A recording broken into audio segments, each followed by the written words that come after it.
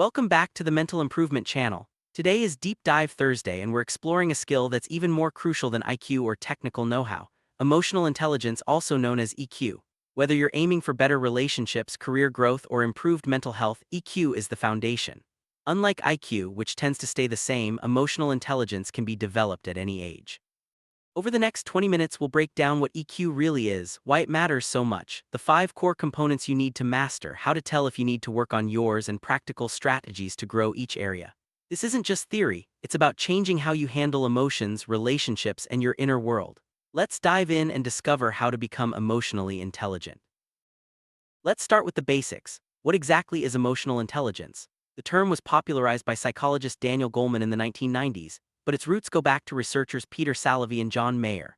Emotional intelligence, or EQ, is your ability to recognize and understand your own emotions, manage them effectively, recognize emotions in others, use emotional information to guide your thinking and actions, and navigate social situations successfully. Think of it as emotional literacy. Just like reading words, you can learn to read emotions in yourself and others. This skill is foundational for success in every area of life. For decades, we believed IQ was the main predictor of success. Get good grades, ace your tests, and you'll go far. But research shows IQ only accounts for about 20% of life success. The other 80%, that's where emotional intelligence comes in. People with high EQ have better relationships, succeed more in their careers, are stronger leaders, enjoy better mental health, handle stress more effectively, make wiser decisions, and resolve conflicts constructively. Life isn't just about solving equations, it's about navigating complex human interactions and understanding what motivates people. Daniel Goleman identified 5 core components of emotional intelligence: self-awareness, self-regulation, motivation, empathy, and social skills. Each plays a unique role in how we understand ourselves and interact with others. Self-awareness means knowing your own emotions. Self-regulation is about managing those emotions effectively. Motivation involves using emotions to pursue goals. Empathy is understanding others' emotions, and social skills are about managing relationships and navigating social situations. We'll explore each of these in detail, but first, let's look at why so many people struggle with EQ. Most of us weren't taught emotional intelligence growing up. We learned math, history, and science, but rarely how to identify emotions, communicate about feelings, or manage emotional reactions. If you grew up in a household where emotions were dismissed, suppressed, or explosive, you probably didn't learn healthy emotional regulation. Maybe you were told, "Don't cry," or "Just get over it." These messages teach us to disconnect from our emotions rather than understand them. If your EQ needs work, it's not a character flaw, it's just a skill you haven't learned yet. The good news: you can learn it, and it will change everything.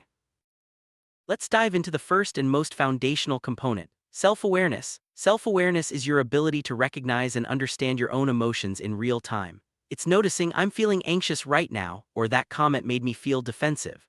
Most people move through life with little emotional self-awareness. They feel things but don't name them and react without understanding why. Self-awareness also means understanding your emotional triggers, patterns, strengths, weaknesses, how you come across to others, and what truly matters to you. How do you know if you lack self-awareness? Here are some signs. You're surprised by your own reactions. People tell you you're upset and you deny it. You struggle to explain how you feel. You don't know what triggers your emotions. You blame others for how you feel, or you're disconnected from your body's signals. These are all indicators that you may need to work on recognizing and understanding your emotions more clearly. Self-awareness also includes understanding your emotional triggers, patterns, strengths, weaknesses, how you come across to others, and your core values. This deeper level of awareness helps you make better decisions, communicate more effectively, and build stronger relationships. When you know what sets you off or what matters most to you, you can navigate life with greater clarity and purpose. To develop self-awareness, start by naming your emotions throughout the day. Don't just say, "I feel bad." Get specific. Am I anxious, frustrated, disappointed, lonely, or overwhelmed? Research shows that simply labeling your emotions reduces their intensity, a process called affect labeling. When you name it, you tame it. This simple practice can help you gain control over your emotional life. Emotions often show up in your body before your mind registers them. Learn to recognize physical cues. Tension in your jaw or shoulders can signal stress or anger. Tightness in your chest might mean anxiety. Heaviness or lethargy can indicate sadness, and butterflies in your stomach could be excitement or nervousness. Your body is always giving you information. Start listening to it. Another powerful way to build self-awareness is to keep an emotion journal. Each day, write down what emotions you experienced, what triggered them, how you responded, and what might have been underneath the surface emotion. This practice helps build neural pathways for emotional awareness and gives you valuable insights into your patterns over time. Sometimes we're blind to how we come across. Ask trusted people for feedback. How do I seem when I'm stressed? Or what patterns do you notice in my behavior? Or how do I make others feel? This takes courage, but it's invaluable for building self-awareness and understanding your impact on others. When you feel a strong emotion, take a breath before responding.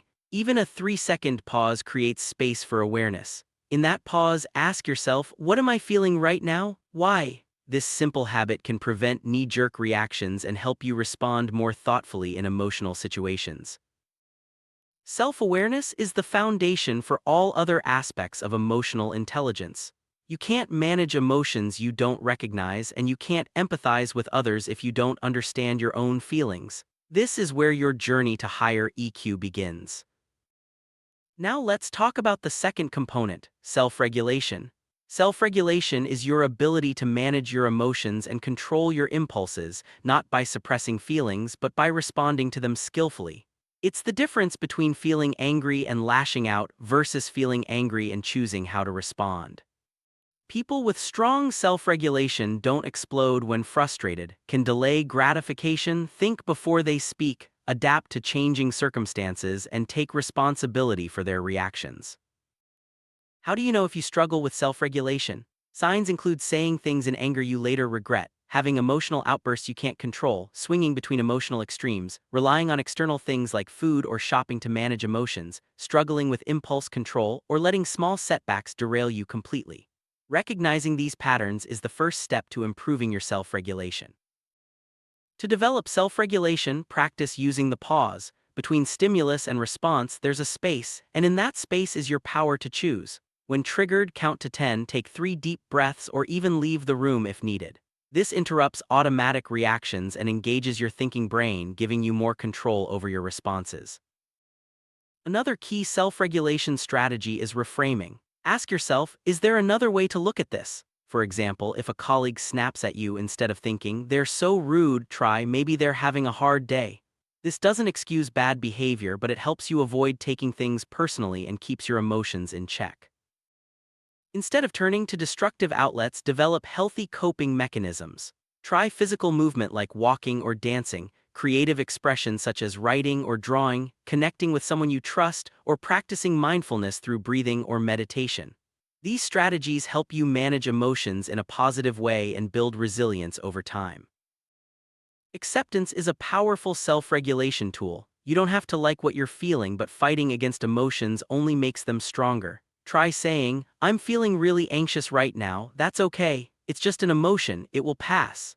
Acceptance reduces the intensity of emotions and helps you respond rather than react. The third component of EQ is motivation, using your emotions productively to pursue goals and positive action. People with high emotional intelligence stay focused on their goals despite setbacks, remain optimistic and resilient, use emotions as information and fuel, and take initiative rather than waiting to feel motivated. Motivation is about channeling your feelings into forward movement. When emotions make things hard, reconnect to your purpose. Ask yourself, why does this matter to me? Reminding yourself of your deeper motivation helps you push through challenges and stay committed to your goals, even when things get tough. Emotionally intelligent people don't spiral when things go wrong. Instead, they see failure as feedback. Ask yourself, what can I learn from this? Extract the lesson, adjust your approach, and move forward. This mindset keeps you motivated and resilient in the face of setbacks. Acknowledge your small wins along the way. Celebrating progress creates positive emotional associations with effort and builds momentum. This simple practice helps you stay motivated and enjoy the journey toward your goals. Now we move from internal skills to interpersonal skills.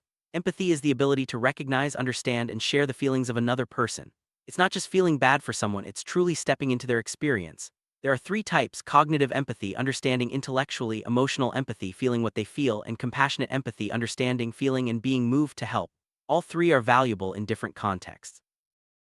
How do you know if you need to develop empathy? Signs include struggling to understand why people are upset, dismissing others' feelings as irrational, making conversations about yourself, offering solutions when people want validation, struggling to read social cues and facial expressions, or having difficulty maintaining close relationships.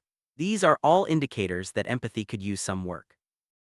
To develop empathy, practice listening without an agenda. When someone shares something difficult, resist the urge to fix, advise, or relate it back to yourself. Just listen, be present, and let them feel heard. Sometimes people don't need solutions, they just need to feel witnessed and understood. When someone reacts in a way you don't understand, ask yourself, what would make this response make sense? Consider their experiences, fears, or needs that might be driving their behavior. This doesn't excuse bad behavior, but it helps you understand the human behind the reaction. So much communication is nonverbal. Pay attention to body language, posture, facial expressions, especially microexpressions, tone of voice, and what's not being said. Learning to read between the lines helps you connect more deeply and respond with greater empathy. Before jumping to solutions, validate the other person's emotions. Say, "That sounds really hard," or "I can see why you'd feel that way." Validation doesn't mean you agree, it means you acknowledge their experience as real and legitimate. This simple act builds trust and connection.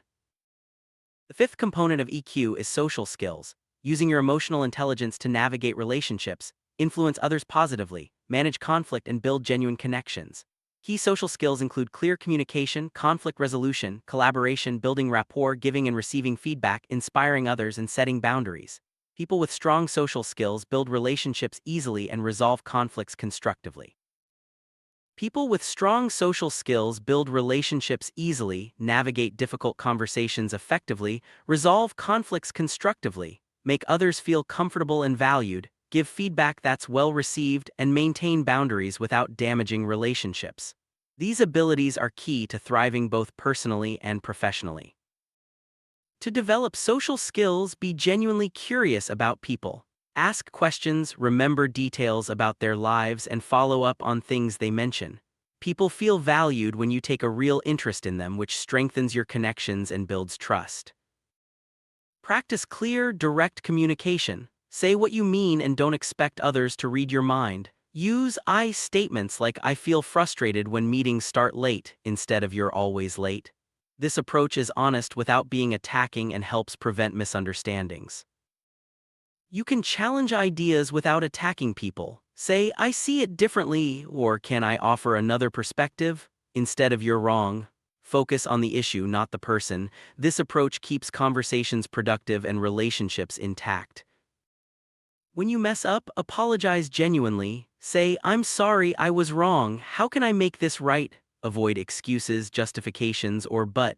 Taking responsibility for your actions builds trust and respect in your relationships. Genuinely celebrate when good things happen for people around you. Jealousy and comparison destroy relationships, but celebration builds them. This simple act strengthens your connections and creates a positive environment. So how do you integrate all 5 components of EQ? Imagine you're in a meeting and a colleague dismisses your idea in front of everyone. You feel your face get hot and want to snap back.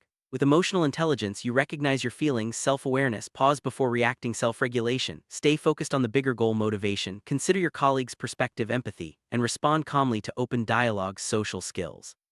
This approach prevents conflict, maintains dignity, and models emotional maturity. Practicing emotional intelligence consistently has ripple effects in every area of life. In relationships, you'll experience deeper connections, less conflict, better communication, and more mutual respect. At work, you'll become a better leader, collaborate more effectively, negotiate well, and open up new career opportunities. Personally, you'll enjoy better mental health, lower stress, more confidence, greater life satisfaction, and improved decision-making. Here's a daily practice to develop all 5 EQ components. In the morning, check in with yourself emotionally. Ask, "How am I feeling today? What do I need?" Throughout the day, pause before reacting to strong emotions. Notice how others are feeling and practice one empathetic response. In the evening, reflect on what emotions you experienced, how you handled them, and what you could do differently next time. Just 10 minutes a day of intentional EQ practice can transform your life within months. What does life look like when you develop emotional intelligence? You walk into a room and can read the energy immediately. You know when to speak and when to listen. You sense what people need without them saying it. When conflict arises, you don't avoid it or explode, you navigate it skillfully.